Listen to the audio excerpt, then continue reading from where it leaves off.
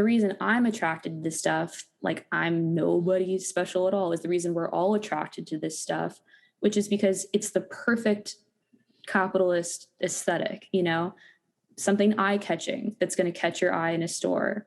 Like if there's a sea of beige and white and black, and then something is like high key saturated rainbow, your eye's going to go to that. And, you know, that's one trick of how to sell someone something. Like cuteness is another really weird one, because when something's cute, we like relate to it the same way we do to like a baby or an infant or a kid, where you want to, it's just hardwired into our brains as human beings for the most part, that you want to like pick it up and hold it, and like we just have like a psychological reaction to it, you know. And then the other thing is that all of these like stuffed animals in particular, but some other stuff that I'm into too, they're objects that are meant to comfort you. So kind of just like all the other great capitalist hits, alcohol, tobacco, you know, slot machines.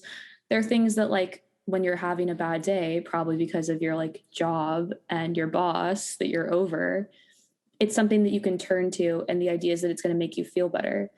What's like interesting to me is that I think it used to be something that people were stuffed animals. You think kids, childhood, that you were buying it, you know, primarily for your kids.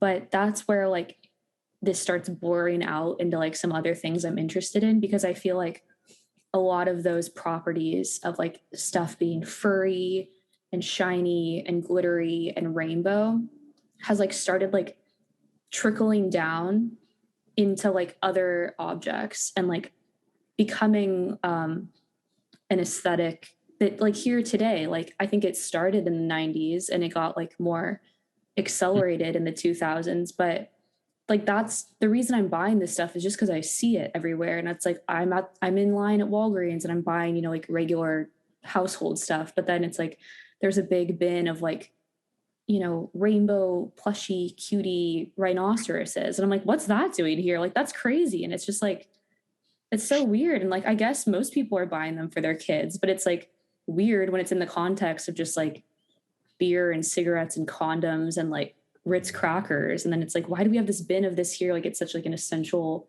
need. And it's just because people will buy it.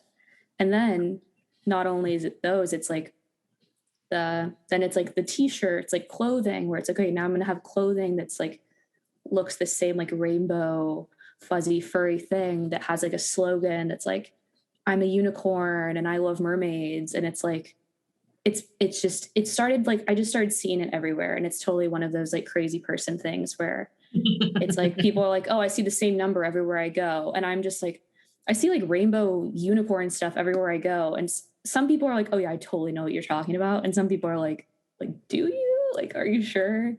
But yeah, at this point, I'm totally just like looking for it. So I see it everywhere. Yeah. I bet it is everywhere. And I just like kind of gloss over it.